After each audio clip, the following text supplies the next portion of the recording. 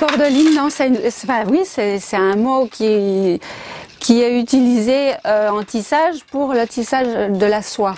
Et c'est une petite ficelle qu'on met, un genre de cordonnet qu'on met dans la lisière du tissu, c'est-à-dire la lisière, c'est le bord extérieur de chaque côté d'un tissu. Et c'était pour renforcer les lisières, ça s'appelait la cordeline, enfin le cordeline. Moi j'ai trouvé ce mot sympathique pour une boutique, quoi. J'ai plusieurs métiers, enfin, je suis au départ tisserande.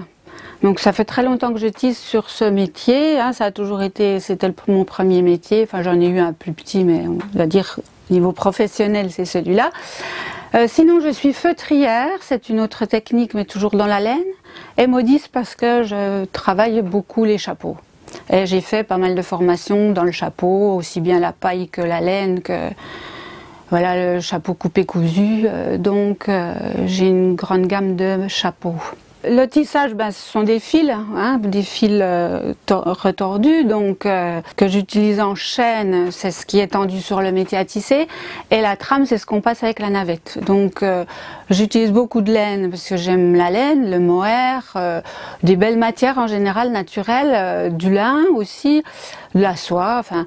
Mais je peux agrémenter mon tissage de fils fantaisie qui sont synthétiques, mais qui sont intéressants par leur texture ou leur aspect, voilà, qui peuvent améliorer, enfin, donner quelque chose à mon tissage, apporter, voilà, surtout une texture différente et des fois de la brillance. Voilà, je joue sur les fils dans ce domaine-là, quoi. Pour la feutrière, donc, on feutre, c'est la laine qui feutre le plus, hein, mais on peut aussi l'agrémenter de soie qui donne aussi des textures différentes. C'est toujours, c'est jouer sur différentes matières pour apporter une valeur au tissu.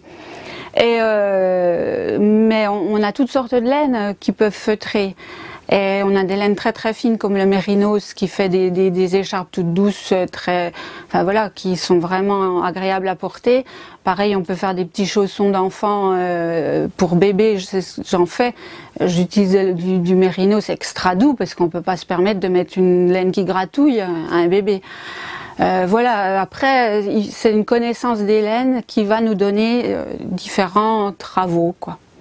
Je suis adhérente à Métiers d'Art en Franche-Comté, donc c'est une association de professionnels. Et on nous organise beaucoup d'expos, des salons, métiers d'art comme la Biennale à Micropolis, mais toutes sortes de salons qui peuvent, des expos en été, des regroupements d'artisans pour des boutiques d'été. Des expos des fois sur un thème, hein, voilà, ça peut être le verre, la terre, ou comme il y a plein de marchés de potiers, des choses comme ça.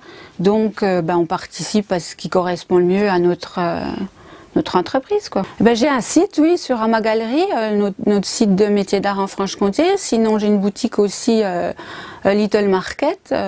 Sinon ben, les boutiques, enfin la vente en direct, quoi.